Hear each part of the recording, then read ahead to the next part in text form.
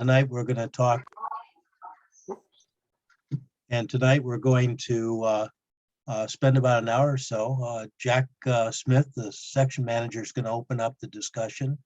We'll and set some goals and if his goals that he'd like to share with you.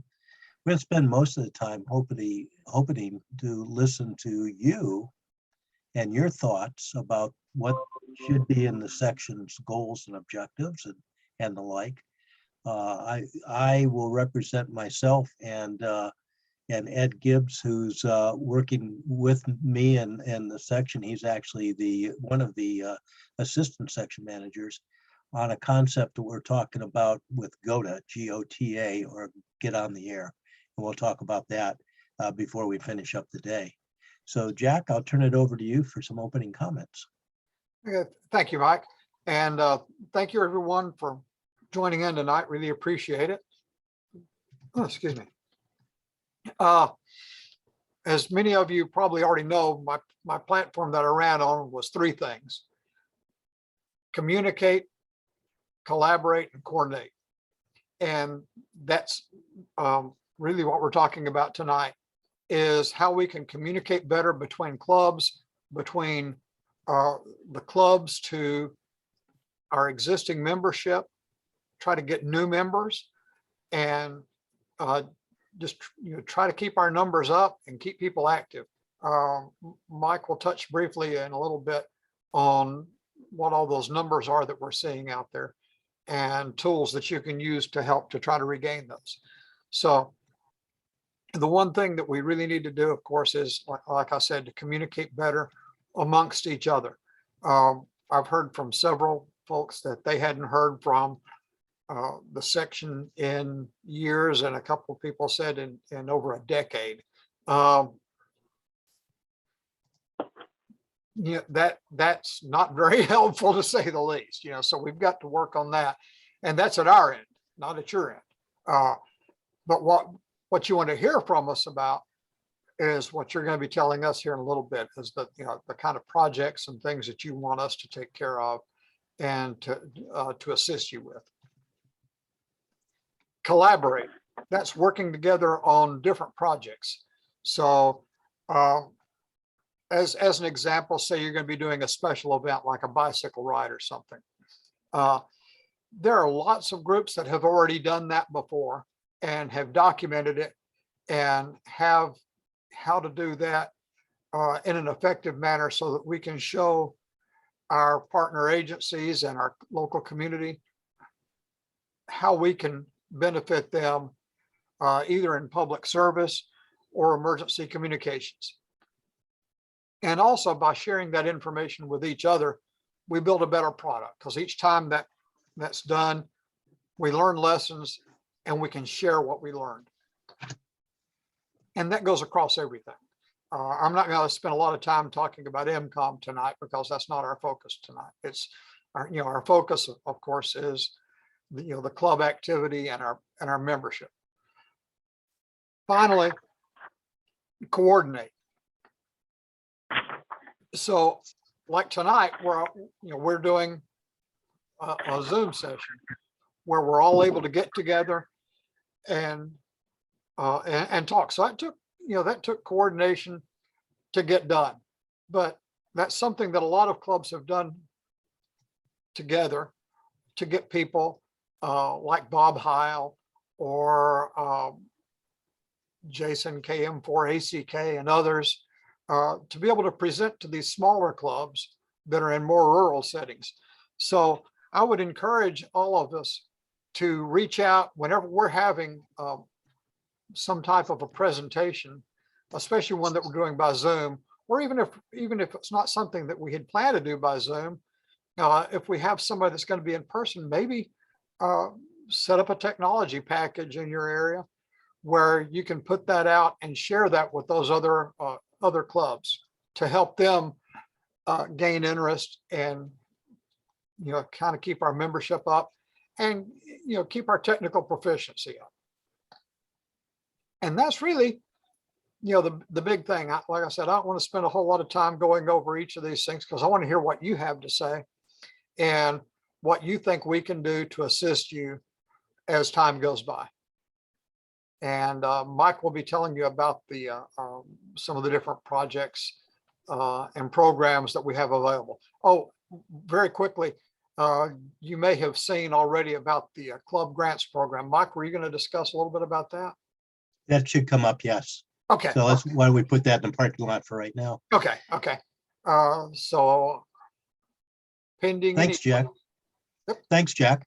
Hey, let's do this. This is the biggest group we've had all week. So let's go around the horn and just do a quick introduction and make sure everybody else knows who everybody is. We did a little bit of that before we started, but it's worthwhile doing. I'll kind of moderate this so I can push it in an order, and I'm just pushing it in the order the pictures show up on my screen. Won't be the same way your screen shows up. So Katie and David, welcome. Introduce yourself.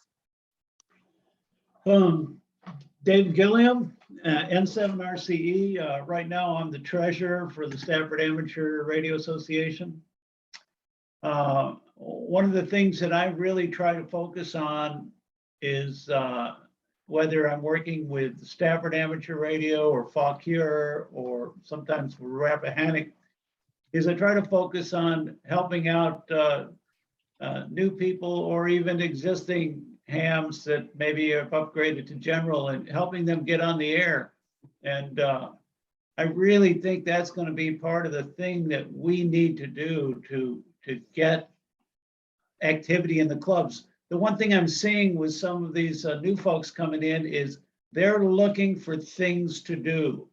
A couple of weeks ago, I took a guy out with a fox hunt that Fauquier Amateur Radio Association was holding. And, after we got back from the fox hunt, this guy went out and ordered a fox. He ordered some attenuation kits. Now he wants to build some stuff. So, if we lose that enthusiasm with a new licensee, we can lose them forever, or at least for another decade. I know when I first moved to Stafford, I tried to get back into amateur radio, and that was in the 90s. And I didn't feel welcome at the club breakfast. I tried again about 10 years later. I still didn't feel welcome. And then as I became older and became more of a grumpy old man, I pushed it on them. I pushed myself on the people and finally, that was a better approach. So I think what we have to remember is when we're holding field days and things like that, we need somebody assigned to that intake. I know that was more than an introduction, but I just had to say that. I'll pass it over to Katie here. So. Okay, Thanks, I'm Kilo 4 Tango Echo Romeo. I'm the testing coordinator for Stafford, Fauquier, Prince William, not Prince William, but Fredericksburg and anyone else that needs us. It's something I love doing. I love welcoming the new hams in, whether they're 8 years old or 75 years old.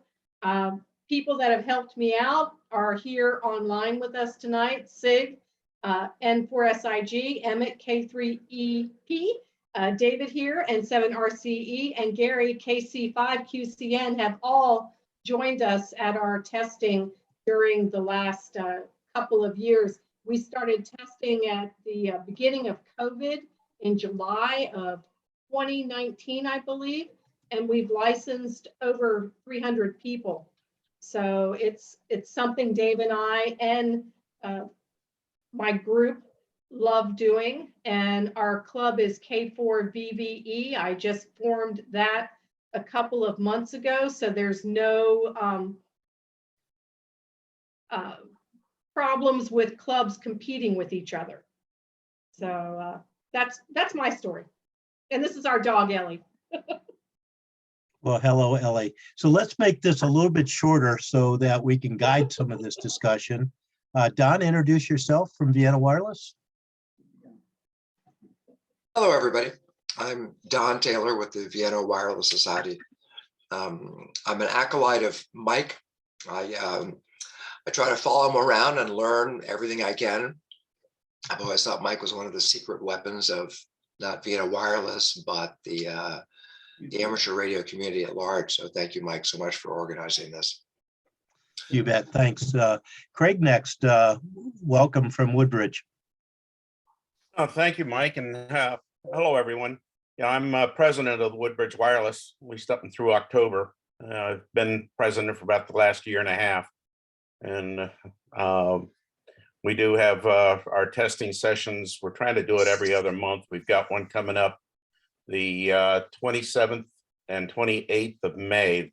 Evening of the 27th, they'll be doing a technician class out at the Nokesville Volunteer Fire Department in Nokesville, Station 5. That's my station.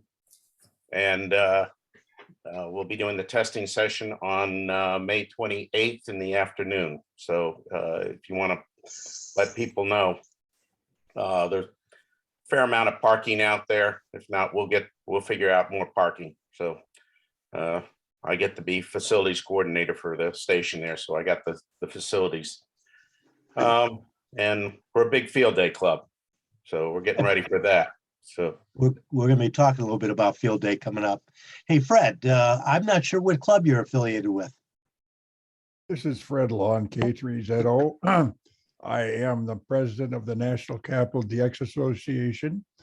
We are a Virginia corporation, but we are also the headquarters for the third call area, incoming QSL Bureau for ARRL.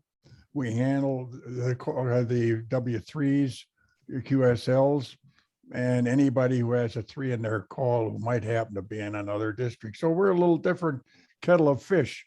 We have our feet in different divisions and different areas. And I respond equally to, for example, the W3TOM, the Atlantic Division Director. Nice to see you, Mike. We have worked at K5 VRX's Yes, noontime sessions on 75 meters.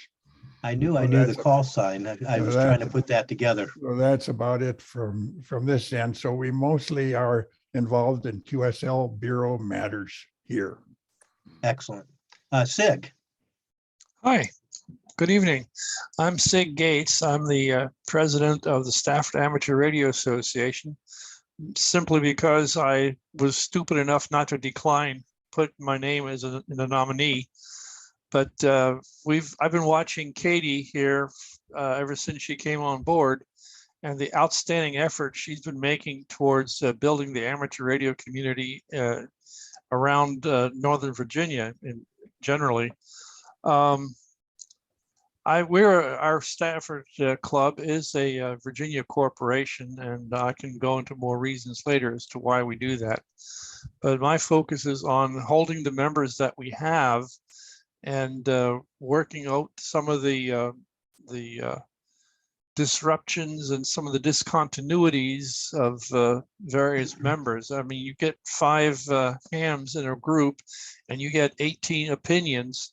And sometimes those opinions tend to get in the way, and you wind up with people just throwing up their hands and walking out, which is not what we want, but is a reality. And so it's been difficult working through some of that. That's all I have for now until we have some specific issues to talk about. Great, thanks. Josh, so welcome from Virginia Beach, and I'm glad that you've decided to make the trek north. We're okay up here. We're actually south of the Mason-Dixon line. Well, thank you. I missed, I guess, the meeting last night, so I decided to drop in for tonight. My name is Josh Holder, N4JJ. I'm the treasurer of the Virginia Beach Amateur Radio Club. And I'm going to kind of defer a little bit about our club to our president, Bob, K4NTO, because I see him on here. So I won't belabor that much more about what our club is, but I'm just glad I could be a part of this. In fact, why don't we go to Bob next? And you're on mute, Bob. Help. There we go. I'm Bob, K4NTO. I'm president of Virginia Beach ARC. I'm also Secretary Treasurer of the Virginia DX Century Club and web manager for the Potomac Valley Radio Club. So I got my hands in multiple clubs right now. Virginia Beach, of course, is a corporation in Virginia. We have been incorporated now for about 25 years. I'm in the process right now of incorporating the Virginia DX Century Club. And of course, PVRC is a corporation in Maryland. So, you know, we're involved in anything and everything associated with ham radio as far as our clubs go, at least what Virginia Beach is into. The Virginia DX Century Club is exclusively a DX club. And of course, PVRC is exclusively a contesting club. So, but Virginia Beach, we hold monthly testing sessions. We do field day, we do special events. We've got almost monthly public service events going on. Only thing we need is to get our membership back up to where it was a couple of years ago. So sorry I missed last night's for our District 5, just like Josh, and I'm just glad to be here. I'm glad to add anything we can help anybody with. Well, just to let you know, Fred Feller, K4 or W4 ART, joined last night's meeting or the night before's meeting out of this session early because he had a date night tonight. Emmett, again, I'm not sure I know the club you belong to. I belong to the three of them that talk a lot. Ah, I belong to the Stafford Amateur Radio Club. I'm the trustee, but I'm here more to represent with Jack because I'm the assistant section emergency coordinator for emergency nets, unless he throws me out. fantastic. Glad to have you. Ken from Old Virginia Hams. Yeah, good afternoon. Or good evening. Technical problems, so I was a little bit late getting here. I'm assuming we're just doing introductions. That's exactly what we're doing. All right, so I'm Ken Brandt, Kilo November 4 Delta Delta. I am the president of the Old Virginia Hams. We're a 60-plus-year-old organization, Virginia Corporation. We have roughly 150 members, and we're very involved with local VE sessions as well as an awful lot of community events. And an upcoming Ham Fest. Oh boy, howdy, that's driving everybody daft where we are. The planning session is immense. I understand totally, having just finished ours. Phil, again, from Mount Vernon, thank you for joining us. Yes, delighted to attend. I'm Philip Mulford, Alpha Kilo 4 Kilo Mike. I'm with the Mount Vernon Amateur Radio Club. As of recent, in short order, we're going to be starting up our VEC testing again, which was in our key public service to the community. We're in the process of talking to a local Masonic lodge. They said they'd like to talk to us about doing a few things. That's totally in negotiations right now, or we haven't even started negotiations. So that'll be interesting what comes out of that. We're planning to participate in field day, and we have been having our monthly breakfasts on the fourth Saturday of every month, which gives us an opportunity to get together. We have been having virtual meetings throughout this pandemic, and as of recently, we've gone to what we call a hybrid meeting where at one of the government centers in the area, we have a face-to-face meeting for those that wish to brave the cold, cruel world and attend the meeting face-to-face. And at the same time, we also show it virtually for those that, for a variety of reasons, don't wish to really get out and drive to the government center.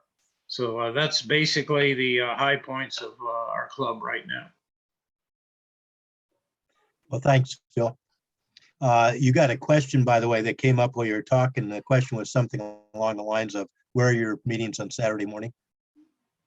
They're at the IHOP off of Richmond Highway in I think it's called the Mount Vernon Center or Mount Vernon shopping mall, where there used to be a TGIF and Five Guys in the immediate area. And Yep. so we meet there at 8 o'clock, fourth Saturday of every month. Cool. Hey, Mike, thanks for joining us from Loudon.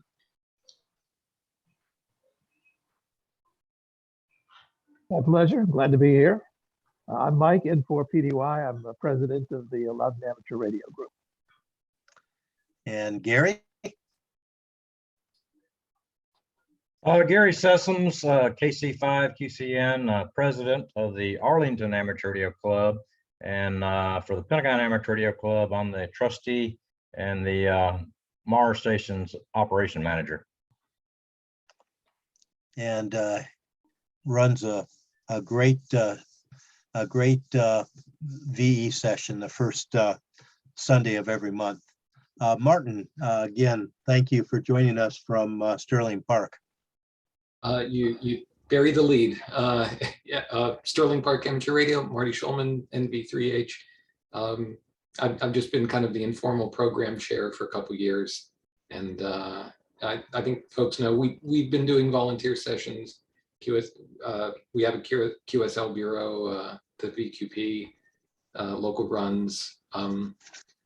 We support field day usually, except for the last 2 years, and we've been having when we stopped having the in-person meetings due to COVID, we started meeting virtually every week, either Zoom or on a 2-meter repeater, and it's trying to maintain the enthusiasm. Yes, indeed. Hey, thanks much. And Sean, welcome. Can you hear me, Mike? I can. Okay, so I'm trying to multitask here tonight. Sean Stokes, K3RQR. I'm the president of the Northern Virginia FM Association, about 110 members, and kind of a unique organization in that we aren't predominantly a full service club, but work closely both with local government and with several of the surrounding clubs to support them and using the repeaters that we have. So kind of we're a little bit of a different case than probably a lot of the folks that are on here. Thank you. Well, thank you. Well, that's everybody, I think. And not everybody, did everybody have a chance to say hello? I believe so. So let's do this. I wanted to do the introductions. I knew that would take us a little bit of time, and I really appreciate the flavor that you put on the color of your clubs. I did push the last couple to be a little bit quicker so we'd have a little bit of time to carry on a dialogue here. I mentioned at the top of the hour that we're as much interested in what we could do for you as what you would like us to do for you. And so this is an open conversation. There has been a theme here tonight about getting hams on the air, getting them tested, getting them excited in the hobby, keeping them excited in the hobby, etc. I'm going to throw one out at you. What do you do for those hams that are, and I'm going to pick on, I think it was David. What do you do about those hams who've been a ham for a long time and are coming to a new club to make sure they feel they're welcome? And David, you picked up on that. You said 10 years ago, you tried to join a club and basically it wasn't very friendly. And then you tried it again 10 years later and it wasn't as friendly. And then finally you got to become an old codger and you said, I'm gonna take it over. Yeah, so I actually, I got my license in 1992. And, but you know, I had little kids and I was in graduate school and I was broke, so I really couldn't afford to be a ham. And then it wasn't until 2019 that, I mean, I kept my license current, but it wasn't until 2019 that I decided to get back into it. And I went out to a breakfast they were having with FARA, the Fauquier Amateur Radio Association, and there was just one man in the group that walked over. He introduced himself. He sat down with us. Sat down with us. He talked to us for a few minutes, and then he immediately ran over to the president and said, "We need these people in our club." And, you know, I guess I try to compare it to like, if you've ever visited a Baptist church, a lot of times they will really push the outreach. So they'll reach out to people, they'll make them feel welcome. And Bruce called us and emailed us after that encounter to see if we were Right. still interested, come back to the meeting, join the club. I mean, he was very enthusiastic. So what we've been trying lately is. Others have a thought or a comment on this? Have you seen this happen? Or did it happen to you? Well, that did happen to us. So. the Oh, I way I'm- understand. Now I'm What- going to dump it to other people. Is Okay, this, okay. is this a theme that others have seen? No.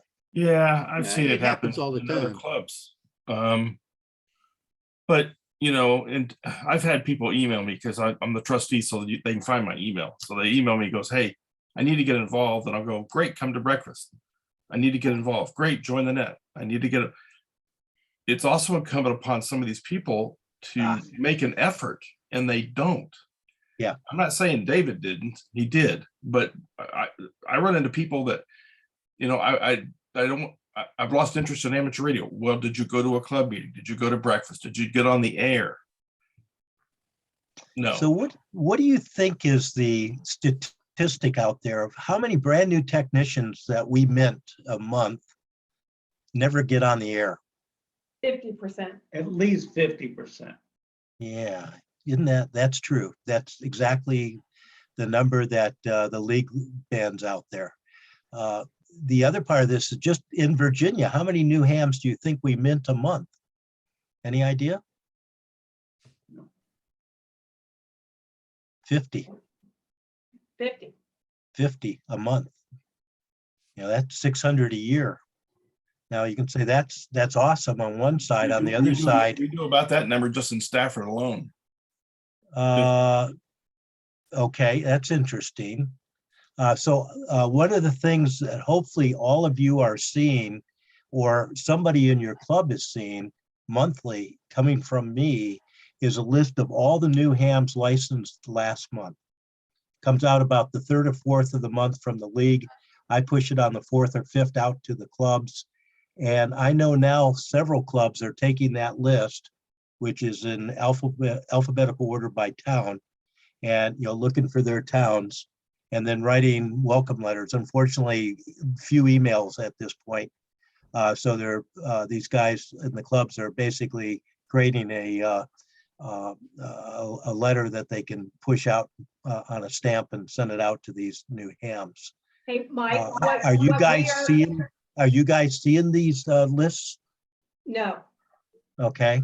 I only But- saw one. If I can interrupt you for 1 minute, what Dave and I want to do at our next test session here in Stafford, we're going to invite new technicians and anybody that upgrades to a general to a picnic at our house, hot dogs and soda or whatever, so they can see our tower, our dipole, they can get on HF, they can get on the radio, they can get on our handy talkie, so we can get that enthusiasm right there from the get-go as they get their license. I mean, the letter is good, but you got to catch them right away while they're on fire. Yep. Hey, Don, do you remember what Vienna Wireless did with this thing called shack crawl? Can you describe that? Yeah, the idea was to certainly focus on the new people, but everybody was invited. And it was a chance to see how other people have got their infrastructure, their shacks organized. And so it's fascinating. We've done it virtually. We've done it pre-pandemic in a physical roaming manner. It was just a great activity to get folks to sort of have more of a connection, because when you see somebody's workspace, you just get a better sense of who they are, and it makes more of a personal connection. And then that's much easier to subsequently email or call or talk once you've sort of been in their house. So the shack crawl was just a great idea that the club came up with and has done a very good job of implementing. So are you familiar with the term progressive dinner? Is that a term that you're used to hearing? This is essentially where you go to different houses and you have the appetizers at one house and you have the main meal at the next house and you have the dessert at the next house. This is kind of what Vienna Wireless did. They took about 12 or 13 guys, they split them into 4 groups. 3 guys went to house A, 3 guys went to house B, 3 guys went house C, etc. And then after a half hour, everybody moved and then they went into another house. So in a Saturday morning, they saw 3 or 4 shacks and had that comradeship in the car driving from shack 1 to shack 2 to shack 3. And we tried really hard. You know, one was a prestigious, you'll never afford this shack in your life shack until maybe you were really, really old. And another one was a beginning ham who, you know, basically had all hand-me-down equipment. So we purposely tried to make this to have the full spectrum of what a ham shack might look like. Other thoughts and ideas about what we can do to keep our young people, when I say young, our new hams engaged and incorporate ideas for our rusty hams that are coming back into the hobby after being out for a while. One of the things that we've done in the Arlington Amateur Radio Club is that you know, we offer testing every month, and we never really shut down during the pandemic. We altered our meeting structure, and 2 years ago I couldn't even spell Zoom, but you know, we do Zoom every month, but we never stopped meeting in person. The people that felt comfortable coming in person to the meetings, they kept coming. The ones that didn't feel comfortable stayed away and attended via Zoom. So we've always done meetings, but also we have the monthly breakfast as many other clubs do. But after our monthly breakfast, we have what we call Day in the Park. So we go out to a local Arlington County park and we take over a park bench or 2 and set up basically a mini field day. We throw wire antennas up in the trees and bring out radios and set them up and operate and show people how to do WinLink and how to program their HT. So we get a lot of the new hams or former hams coming back into the hobby. We get them out physically in the park and get them playing with amateur radio equipment and gear, in addition to you know, doing the monthly breakfast and that. And our meetings, we have at a local a restaurant. So before the meeting starts, we usually get together and have a cold frosty beverage before the meeting, and then have our meeting. Kind of makes the meetings go a bit smoother. You asked what could the Virginia section do for the clubs. I mentioned Zoom, and most all of us are doing Zoom meetings or hybrid meetings or whatnot. And Zoom has opened up a lot, as you mentioned earlier, that you can invite guest speakers from outside of your local area. One thing I'd like to see the section do on the section website, the Virginia section website, is to sort of make a place on the section website, a speakers bureau, so that if you, many of us have got canned presentations from years gone by, or have a new presentation we'd like to give, and we've probably given it to our local club. But if you kept a list of that, people that would volunteer to be guest speakers in the guest speaker bureau section of the Virginia section website, people from outside your area may contact you and say, hey, I saw you on the guest speaker bureau section of the Virginia section website, and you have a program on XYZ or ABC. Could you zoom into our meeting next month or 2 months from now and give that presentation?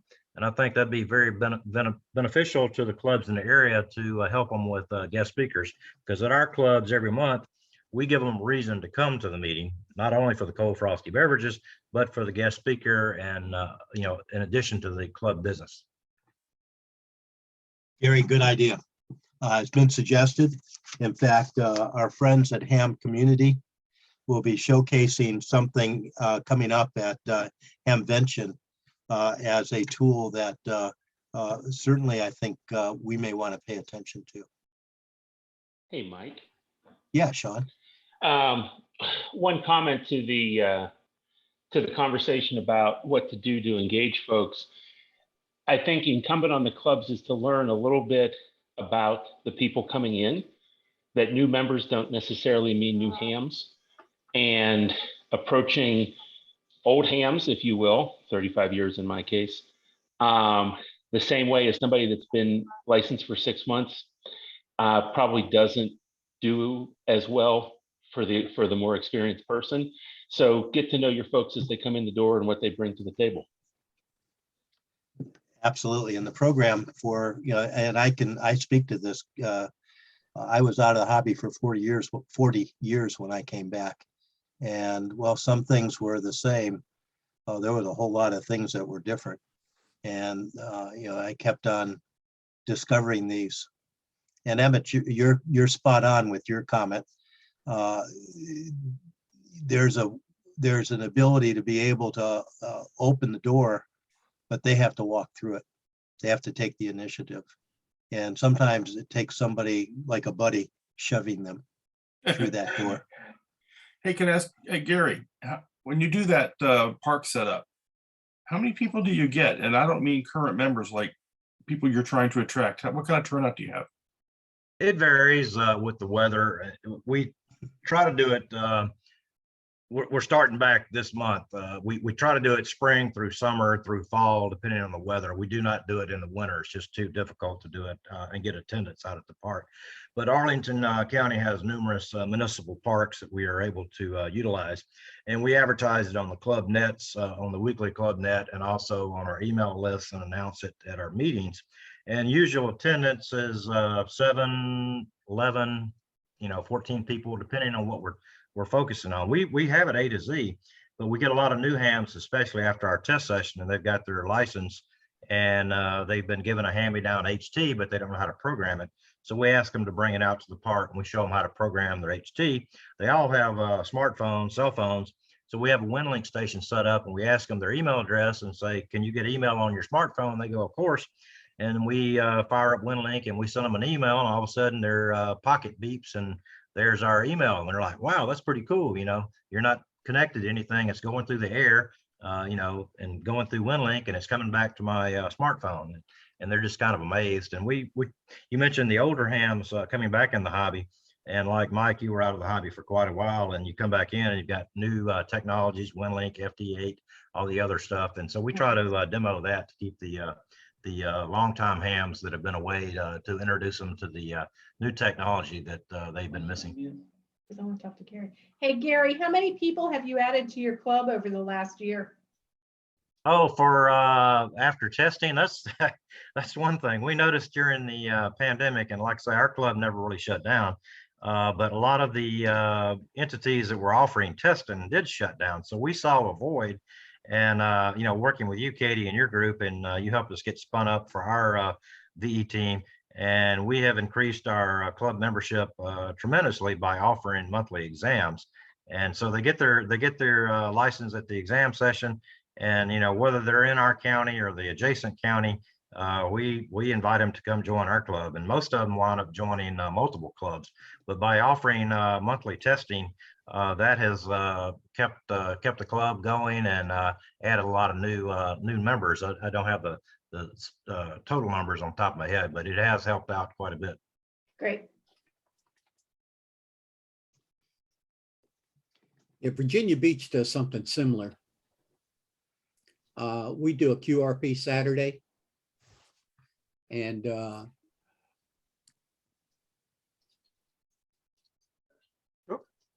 you went mute. oh, gotcha. We do what we call QRP Saturdays. We do it the second Saturday of every month. Go out to one particular park, same park every month, and set up. In fact, we did it 2 weeks ago, and we set up. Actually, we had 6 stations on the air, QRP stations on the air, and we had about 15 people there. So, and a lot of new people showing up. The next one, we're going to add one new feature to it. We're going to bring a complete HF station, invite all the new techs and new generals to it, and show them all the piece parts and how to put together an HF station. So we've learned it's a hands-on thing is what you really capture your audience to get them to get involved. You just can't let them go out on their own. They need to get involved, and they need to have somebody they can call. If I may be allowed to step in here. One of the things that our club stumbled upon by one of our members is a website that will show you all the locations of all the ham radio operators in any given city, zip code, or whatever you want to draw up. And it's called haminfo.tetranz, TETRANZ.com. And you go in there and say you put in your zip code, and it'll show you a map of your zip code area, and it'll have all the ham radio operators that are licensed labeled. And so I don't know how many have stumbled upon that, but that looked like a very effective tool for finding out who's in your neighborhood. Hey, Jack, can you share your screen with me, please? There you go. Okay, good. Thank you. Let me find what I'm looking for here. There it is. Start. And so this is the app right here, and I'll put it in the chat window in a minute. You say, for example, put your call sign in, WA8AHZ, and it will show you. I assume everybody's seeing this, right? There's, are you seeing some? Oh, you're not seeing this. Yeah, you're seeing this, right? Yes. Yeah. Okay, good. And so you could do this by call sign, by grid square, by zip code, street address, etc. And in fact, I know a club that took this tool and basically took all the new hams in the club and said, hey, your homework assignment is to identify another new ham that lives near you and knock on his door. And we trained them, told them a little bit about the club told them a little bit about, how do you differentiate a new ham from an old ham by looking at their call sign. And it's a crapshoot, of course, with the vanity calls, but there you go. So it is a really wonderful tool. And it's one that I will put in the chat box right now. QRZ.com has the same feature or similar feature that you can use to look up hams for a state or for a zip code or county. Or a county, yes, but not a graphical map. At least I didn't see a graphical map on QRZ.com.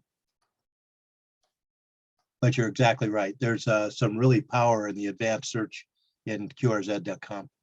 Well, Stafford County is small enough that if they're in Stafford County, we can reach them within a matter of minutes.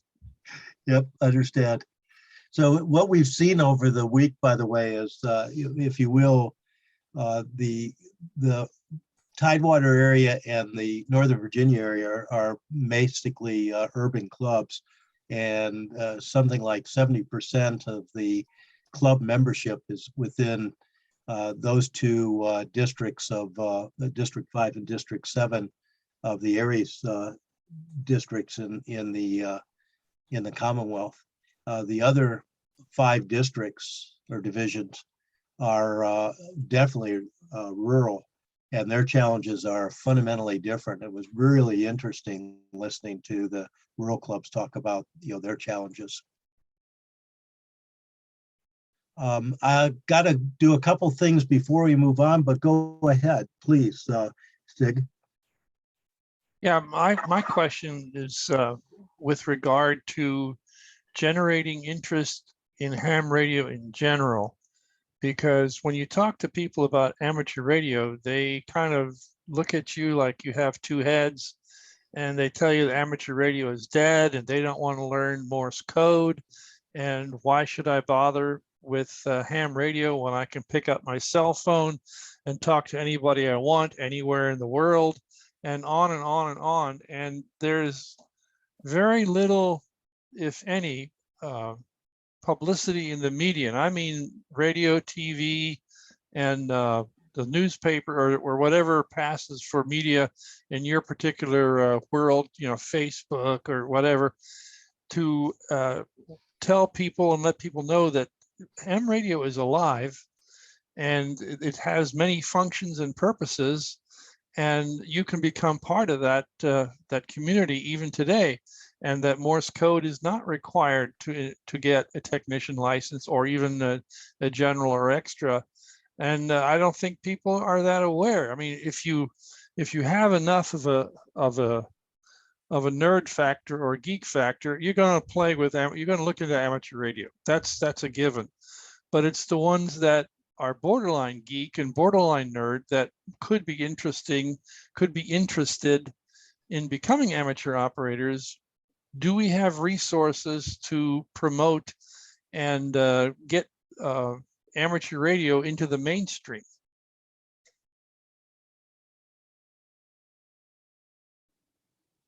Anybody want to comment?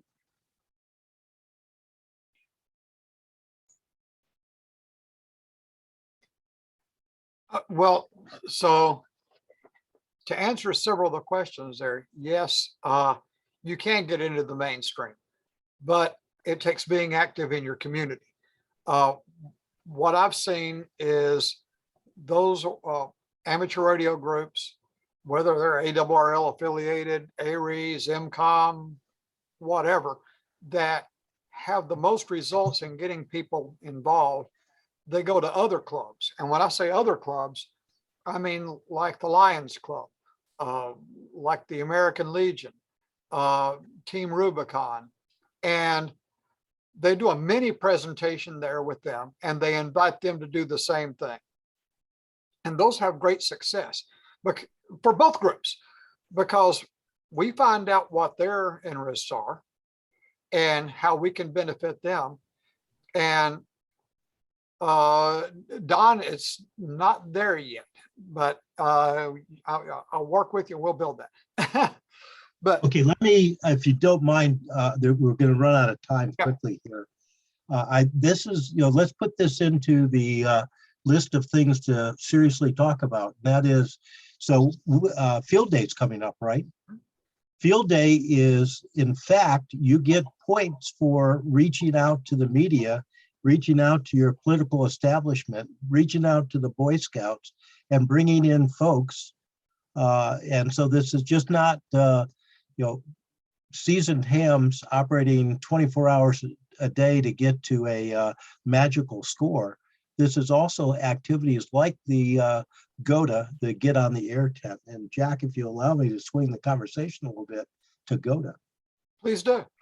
Okay, so we have an idea at the section level, and we'd like to lay it out to you guys and see what you think about it and maybe help participate in it. But we think GOTA should be something that's heavy into our thinking. And GOTA, of course, stands for Get on the Air. We could do this at Field Day coming up in a month and a half by simply having a GOTA tent. And maybe you haven't had one in the past or haven't had one in the recent past, but would you consider creating a GOTA tent this year and reaching out through all these different medias, including using things like in Northern Virginia, there's something called Nextdoor. Nextdoor is a kind of a Facebook group all through at least Fairfax County, but I think it reaches Loudoun and all the other counties around. And Nextdoor is a media that you can send an email out, and my wife does this for me all the time for Winterfest, and we get visitors to Winterfest from all walks of life because we put it on Nextdoor. But what we'd like to do at the field day GOTA tent this year, a little bit different than what the ARRL is doing, is pause the events in the GOTA tents all around the Commonwealth at about 4:15 on Saturday afternoon and zoom into a GOTA confab, a discussion between the various clubs and those participants that happen to be in the GOTA tent at 4:15 to about 5 o'clock on Saturday. And there'll be a structure, run more or less kind of like a net, but of course we won't be using the radio waves, we'll be using Zoom. And what the idea of this is is to demonstrate to the folks that are at the Loudon Amateur Radio Field Day event that there are ham radio operators, brand new, interested hams, not even not knowing what they are, but maybe members of the political establishment that happen to wander into Field Day, to have a conversation with other clubs within the Commonwealth. Is that something that might intrigue you or interested to learn more about? Why would you wait for Field Day to do that? Well, because we think it's going to take a bit of organization to make it happen. Field Day is the event where we bring in a lot of, at least the clubs in Northern Virginia, bring in a lot of traffic into our go-to tents. We've had, for our field day, we've had a go-to tent at just about every one of them that I've been involved with over the last 45 years with Woodbridge Wireless. And the only problem with the Zoom link might be the data rate that we have available, because we are out in the field on a generator. Yeah, that is a concern. It's going to be where your cell towers are, because you'd come in with a hotspot.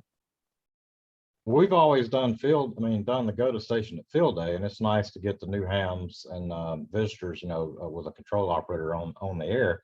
But also throughout the year, we do the community events. Arlington County has a county fair, and we always set up a ham radio station at the county fair, and we get a lot of traffic comes by the county fair. In addition to looking at the blue ribbon prize winner for the best vegetables or whatever, they come walking by the ham radio station, and we explain to them who we are and what we're doing. Last weekend, we just finished participating in the Ronald Reagan Washington National Airport FAA mandated disaster exercise, triennial exercise. So we try to participate in all these community events and keep amateur radio in the forefront of the community. Yes. Also, we do the Jamboree on the Air with the Boy Scouts in October, and that brings in a lot of parents and scouts to learn about amateur radio. So Katie, that was kind of an abrupt answer of mine. The key here is I'd love to see this done in other places and picked up. We just kind of picked Field Day because that's kind of the next big thing coming down the road. Yeah, I understand that. I just know because Dave and I belong to so many different clubs. We've talked about trying to get, the presidents of the multiple clubs together to try to talk to each other on what they're doing and if they could join, forces together, and it never got together. Well, but that's what can the section do for you type of thing. Jack, I think we picked this up from a number of the clubs over the last 5 days, that this kind of a conversation, and most of you here are presidents of clubs or stand-ins for them. There's an insatiable desire to have this kind of a conversation like we are having tonight on some kind of a, I won't say frequent, but some type of a defined frequency. Yeah. I see. What my thoughts are on it is that,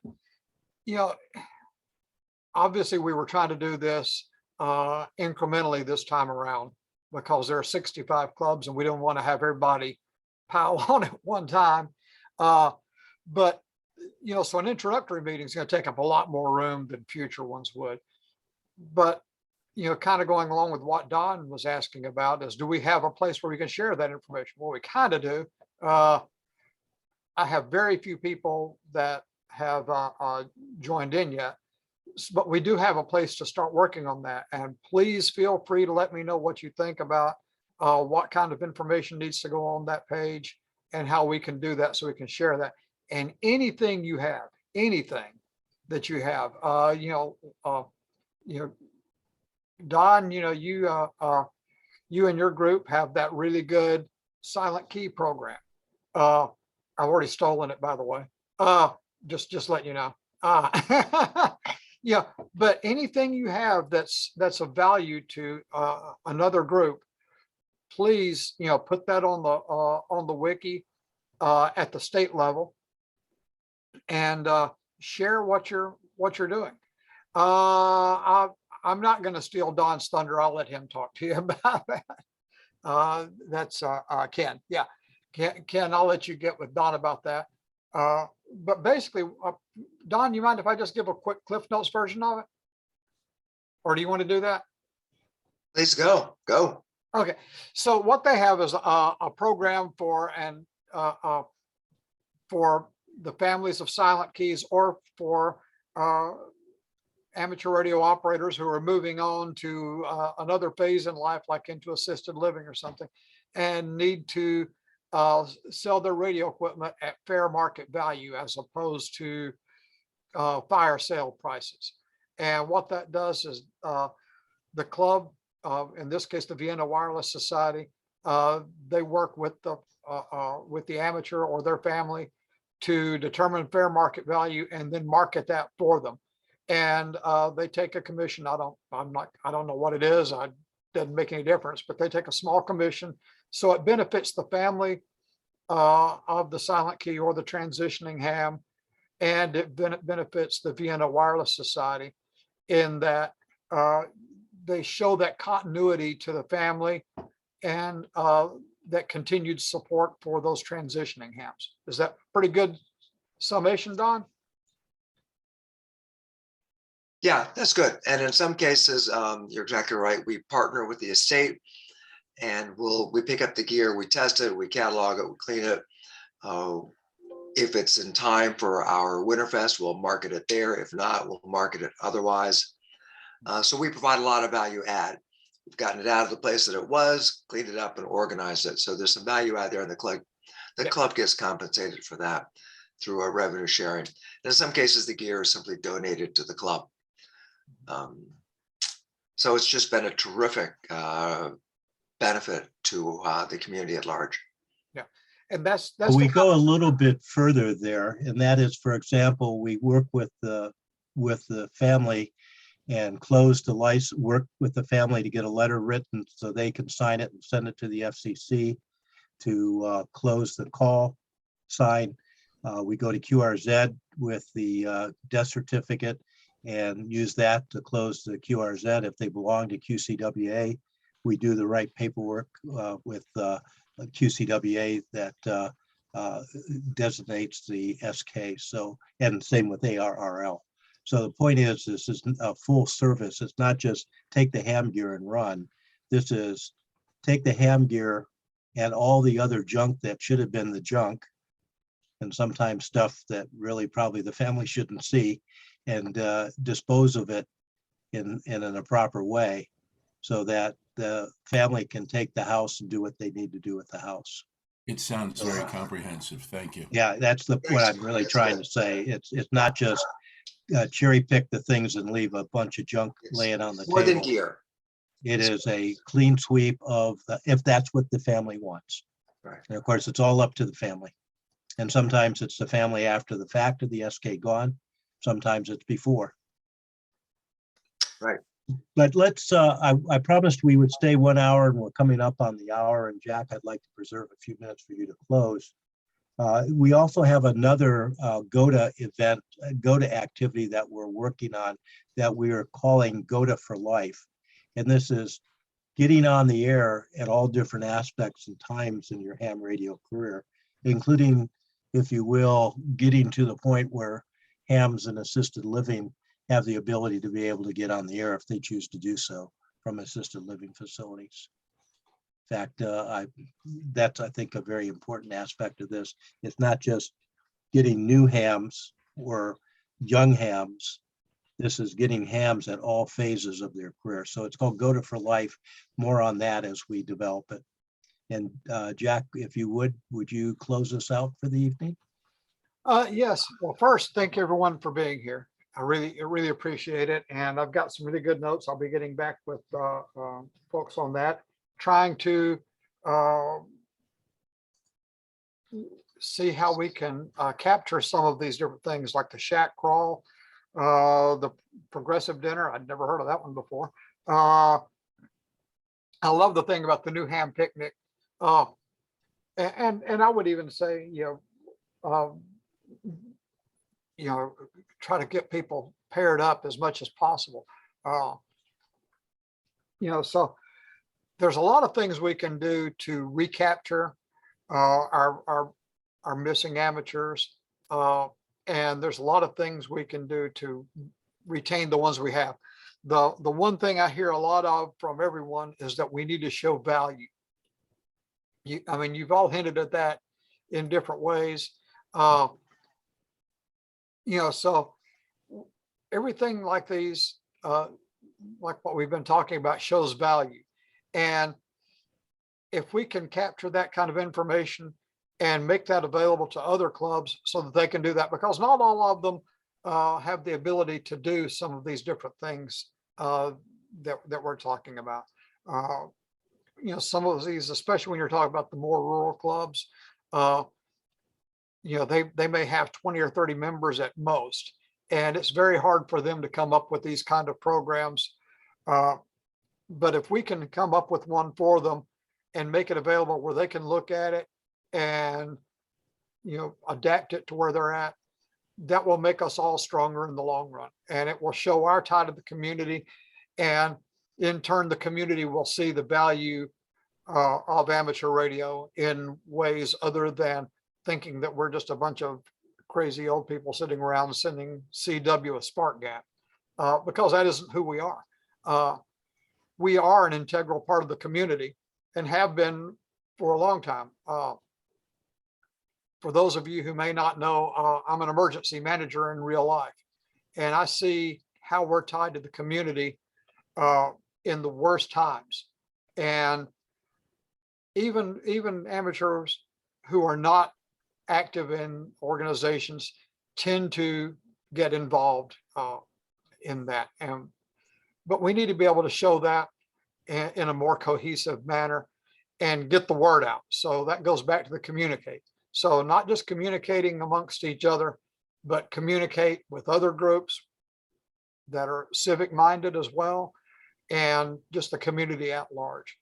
So I appreciate everything that everyone's doing in those regards, and please share that with us so that we can all learn from it.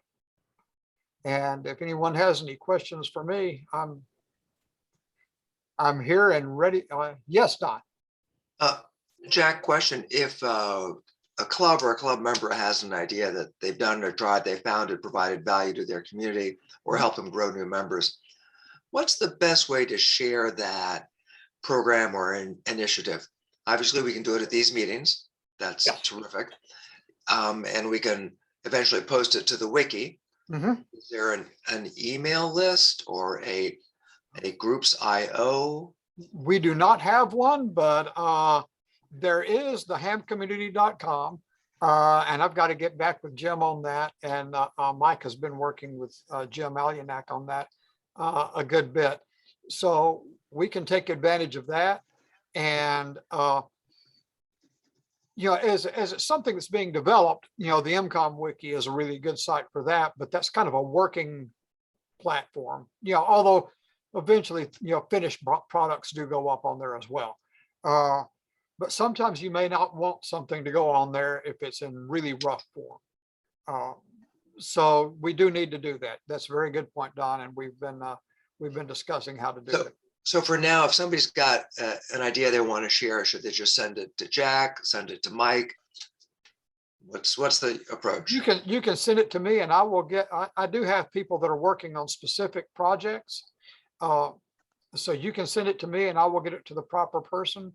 Or if I think it's good enough to go ahead and push out there, we can go ahead and push it out there with the caveat that it's a working document, and please have at it. Thank you. Thank you. I've got two monitors up, so yeah. Sig?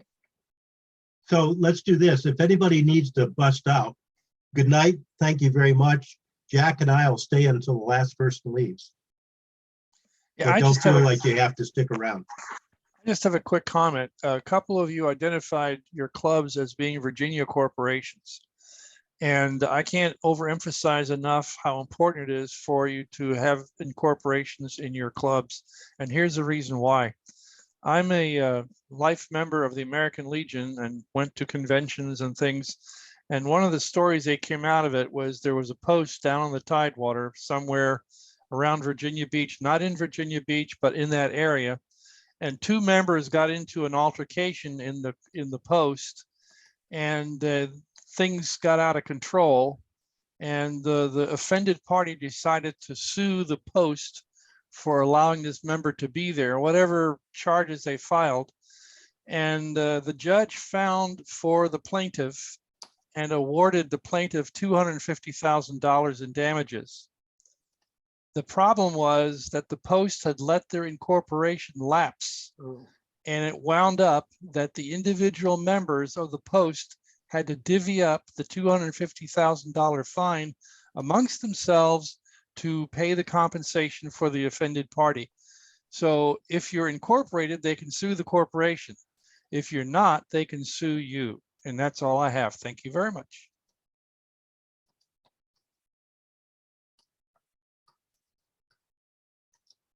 And a good general liability policy comes in handy too. By the way, if you've not looked at the ARRL Club general liability insurance policy, and if we want to have a Zoom meeting on a topic, I know I can get the insurance underwriter for ARRL to join us. There's some things about that policy that make it heads and shoulders above some of the general liability insurance policies that are out there for nonprofits. Well, what do you do if somebody gets zapped during field day or gets hurt at field day or on the way to and from field day? I mean, that's all sorts of, in this litigious society today that we live in today, that would make that liability insurance worth its weight in gold. Well, and not all liability insurances are the same, because most that are for nonprofits are written around third party. Let's not get into more detail here. Just to say, liability insurance is as important as incorporation. Don, Vienna Wireless is incorporated. Two things. One, I want to correct that my numbers that were not correct on the number of hams we test each month. I was thinking about that afterward. Katie knows the number of people we totally test. So Katie, since you've been doing it, how many hams have we brought on board? 300? We've brought in over 300 since July of 2019. So, yeah, which is impressive. It's just getting them back in. One of the things that we did too, and we did this a number of years ago, and it was more for Aries, but it's still tied to the club, is we got the county to agree to send postcards out using the government franking because it's cheaper. So we postcards to every ham in the county. And there's, I don't know, Sig, how many? 100, several hundred? I don't know what the number is. Well, Fairfax County alone is 3,000. Yeah, I don't know what ours is off the top of my head, but we sent out postcards to everybody. And we had 10 people, we got 10 people out of that, which was really good, considering none is better than none. But they lost interest. They just, and I don't know if it was us or if it was just, well, the kids got soccer this weekend, and that was it. But that was our one attempt at outreach. We need to feed everybody. Yeah, feeding is a good idea. As I do the corporation for the VADXCC, I'll document the whole process and make it available to anybody who wants it. Because it's inexpensive to incorporate in Virginia. Yep. So we're not talking actual dollars. What do people's clubs charge for annual dues? Or does everybody charge annual dues? And what are the kiddies like? That's a good question. Vienna Wireless, $25. VBark 15. Woodbridge 35 or 36. Sarah 36. Mount Vernon 20. Spark 10. Josh, we Yep. gotta raise our rates. Are the NCDXA 30. I agree. Arlington Amateur Radio Club and the Pentagon Amateur Radio Club both charge $10 per year. We run about $3,000 in the bank, and we feel that that is sufficient for our annual bills for ARRL insurance and field day expenses and repeater equipment repair. I know that a lot of other clubs in the area charge $25, $30, $35 a year. They have running balances of $10,000 in the bank. But our club, we wouldn't know what to do with that amount of money in the bank. And by keeping our club dues at $10 per year, everybody's happy with that. Who takes PayPal or electronic payment? Virginia Beach. Sarah Mount does. Vernon. Mount Vernon. What was the question again? Who takes PayPal or other electronic payment means? Right, okay, Vienna Wireless does. We take cash on the barrelhead or your personal check. You know, the biggest expense I see, which we don't have a big expense with, is finding a meeting place. You know, it's getting harder and harder to find meeting places. Now, we're tied into a church, but when a church shut down like they did during COVID, we're out of business, you know. It's that to me has become the biggest issue is you're so dependent on another company, let's say, to allow you to meet. Hey, Bob, if you have an American Legion post down there in Virginia Beach, you might want to ask them if they have any members of the American Legion Radio Club. All right. That could be a foot in the door for you. We've held test sessions, as Katie can verify, at our American Legion in the building and also in the picnic area to have a venue when the other venues were denied because of COVID. I'll second that about the American Legion. The Arlington Amateur Radio Club holds their monthly VE sessions at the American Legion post in the area, and they're very accommodating. As far as the club's monthly meetings, as you said during COVID, if you met in a government-owned facility, a fire department, a police department, public library, anything owned by the government, everything was shut down, and a lot of private places like churches were shut down. But the private enterprise restaurants, they got to make ends meet. And as soon as they were able to open up and serve customers, you know, we meet in a local restaurant because hams love to eat and have a cold beer to go with it.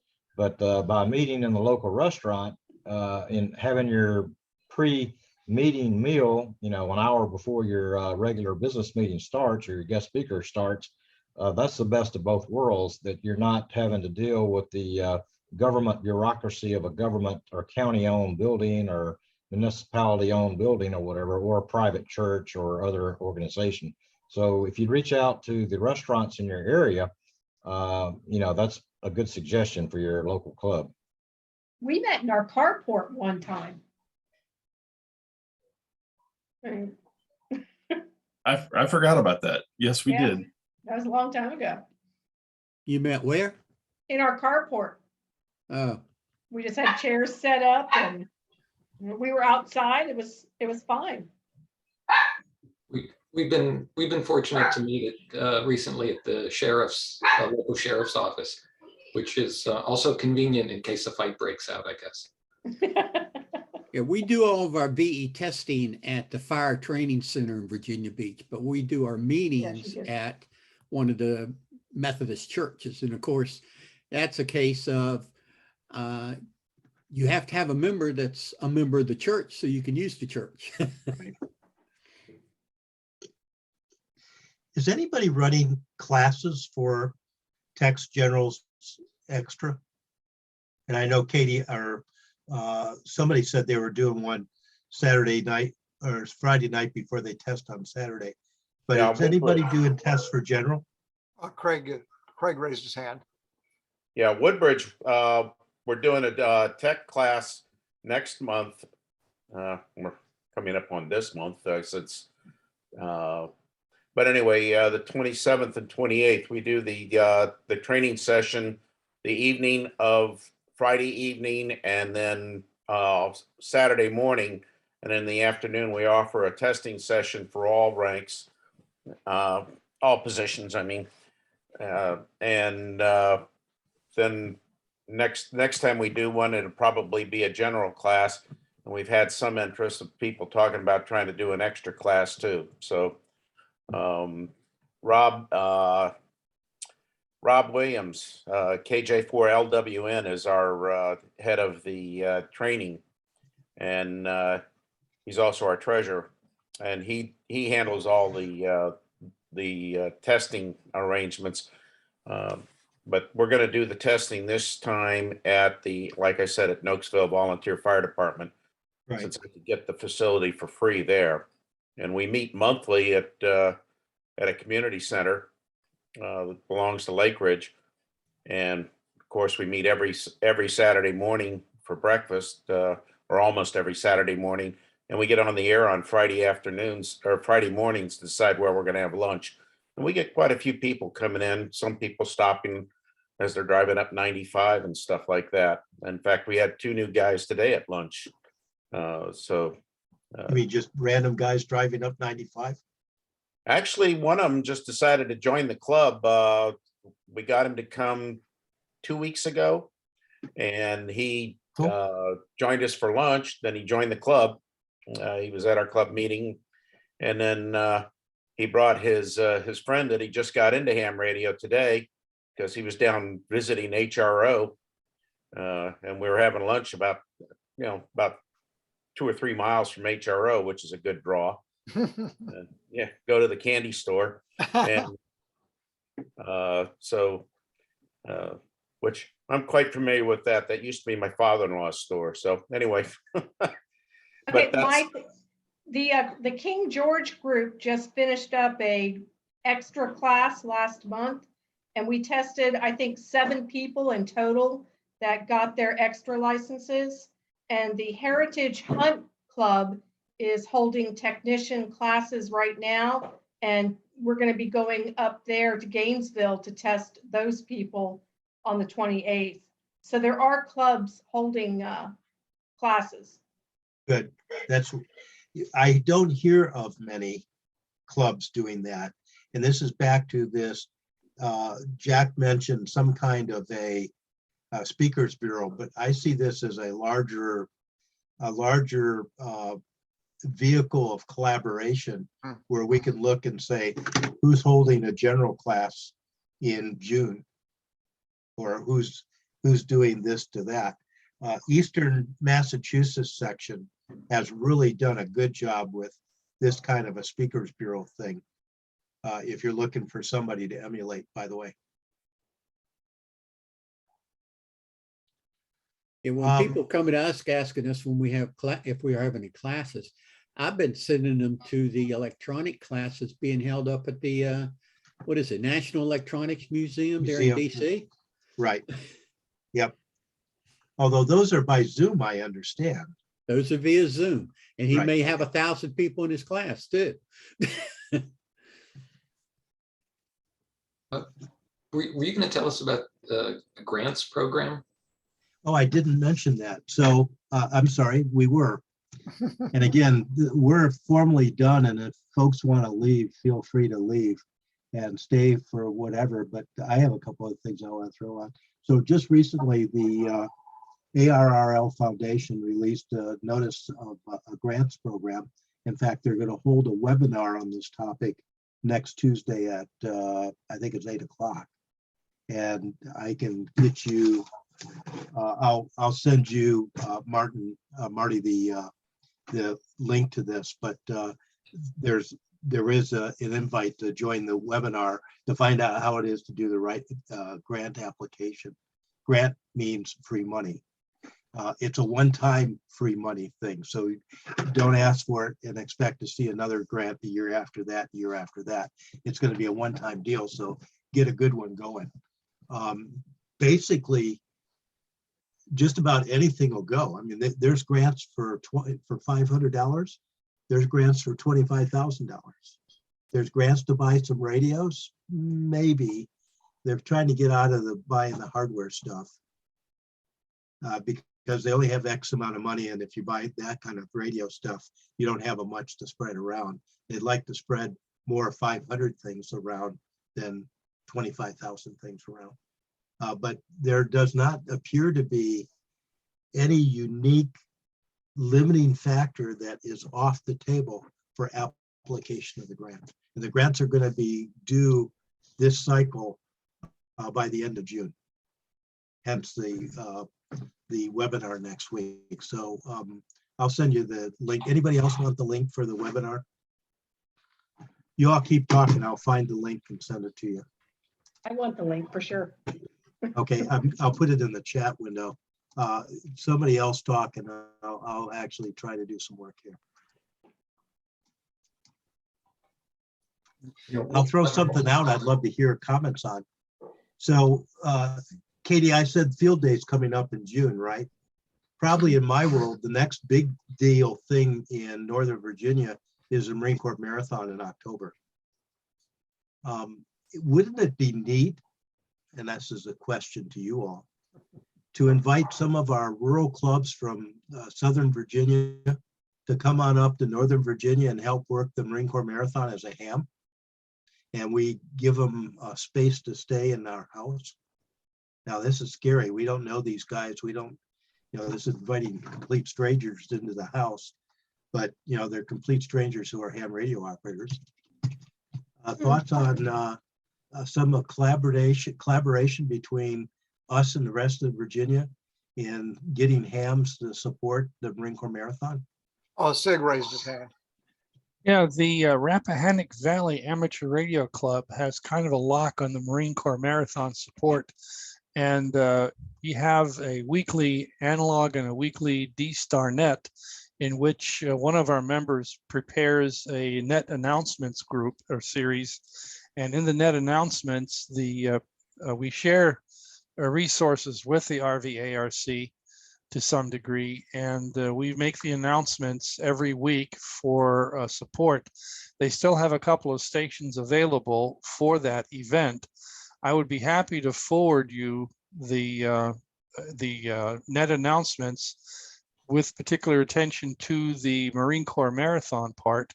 That it might not be a bad idea if anyone were desired to help with that. Now, the catch is that when you register with the Marine Corps Marathon, you have to do dual registration. You have to register with the RVARC for assignment to a station, and then you have to register with the Marine Corps.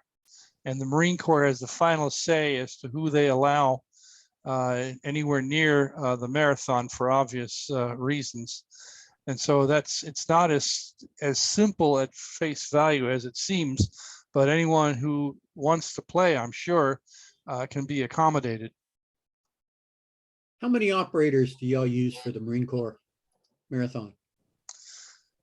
I would have to look it up. I'm not sure off the top of my head. Let me take a look here. 150. 150. Is it 150? Yep.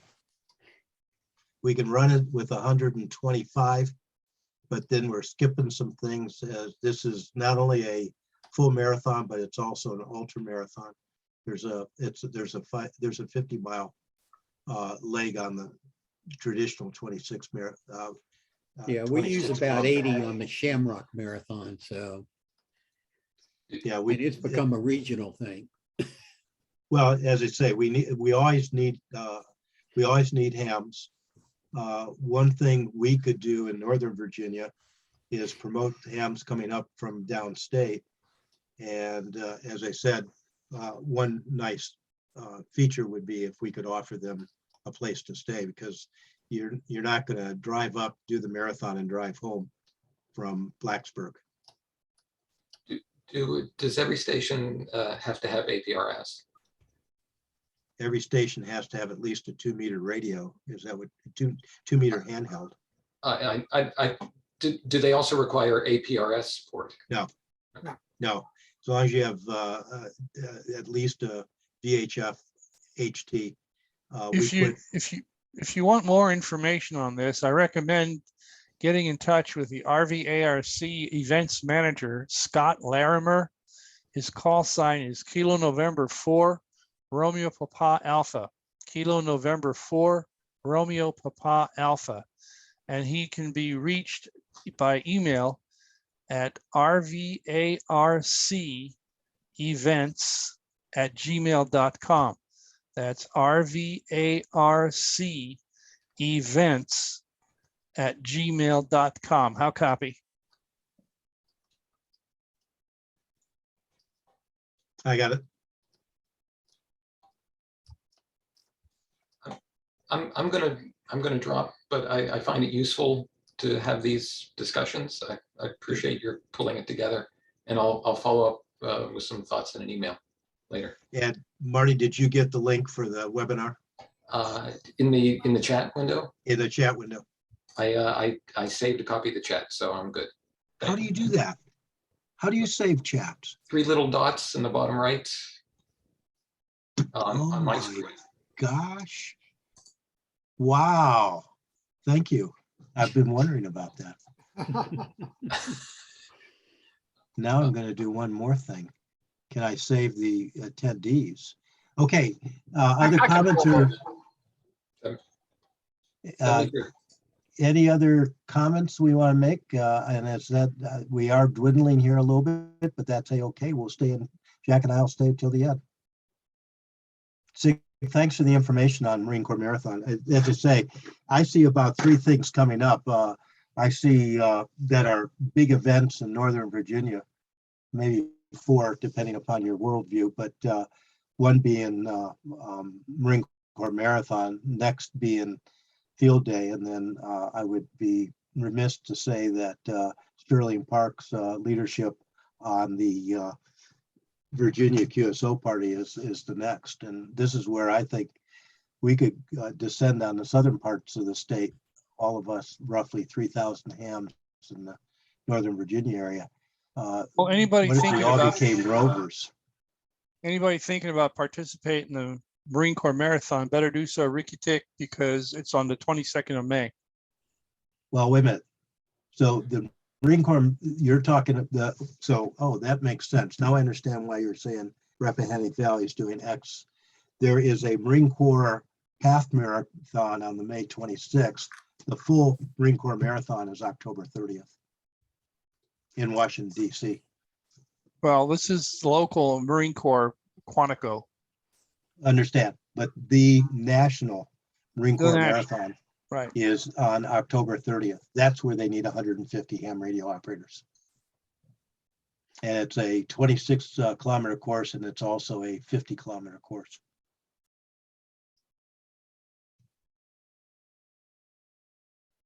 I know that we also support the 24-hour adventure run they do down in the Prince William State Park. Yeah. They just had that last week. We have a bunch of our guys do that. And one of the things I've been trying to get going with our club and anybody else is the Americans in Wartime have their open house in around September, where they have out at the Aiden Tank Farm. He has,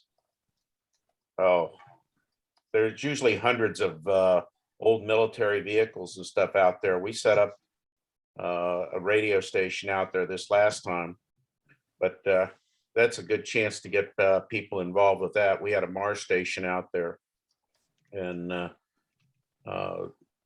but they had over 9,000 people attend this last year. Wow.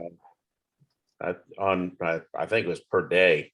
So there's a lot of people there. So that's a good one. If you go to the Americans in Wartime, they have a Facebook page. They talk all about the open house.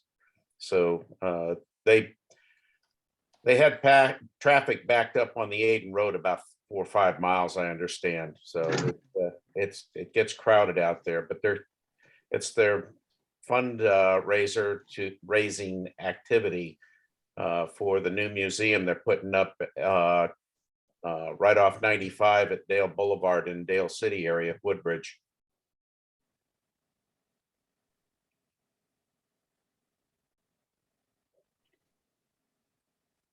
I reread the announcement for the marathon. It's the Marine Corps Historic Half Marathon, my error, and it's on the 22nd of May.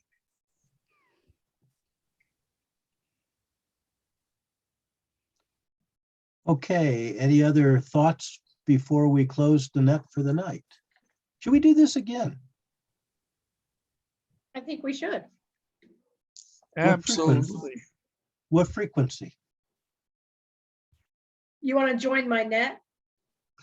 No, he means how often. No, I mean, do you want to join my net? I'm the net controller for the 3905 on Tuesday nights.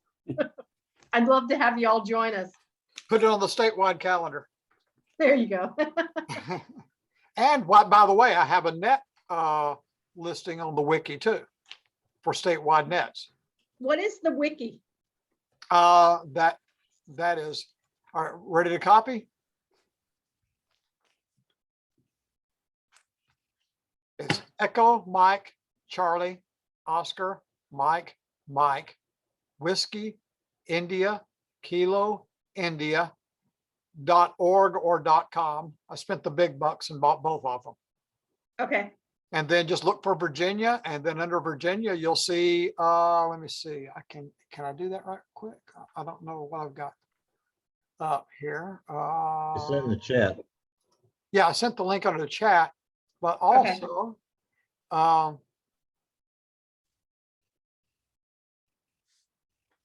here we go. I'm going to share real quick.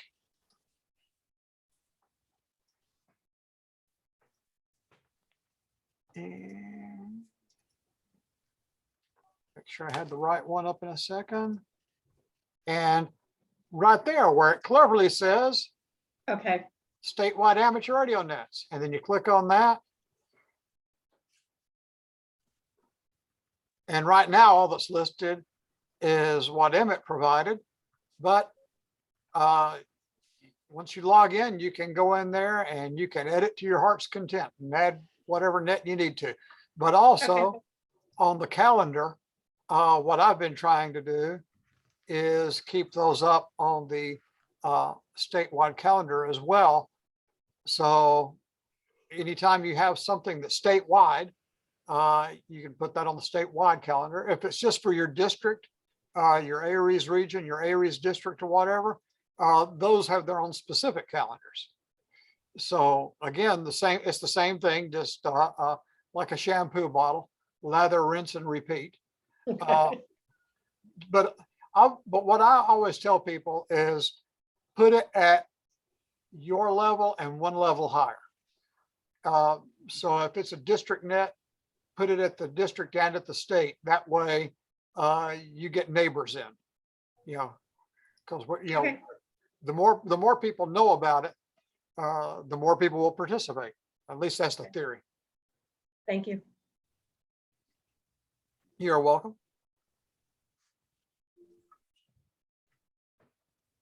Anyone else? Questions, comments? Just a quick comment. The question was asked how frequently we would have these meetings, and my answer to that, my suggestion would be quarterly, unless there's been a significant event, and then we could use this venue as sort of a hot wash up afterwards.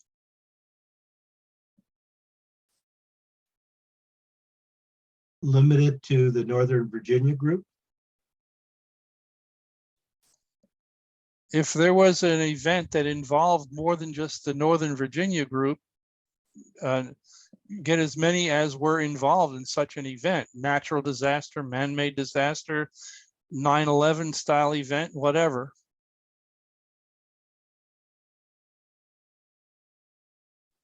I can only speak for myself, but I think quarterly is a rather reasonable frequency for this kind of meeting. And I kind of think that, there were 16 or 17 people of us. Everybody pretty much had an opportunity to talk. And if you make it too big, then you basically it gets hard to communicate. Yeah. And there's 65 clubs in the Commonwealth. Maybe we divide them into quarters.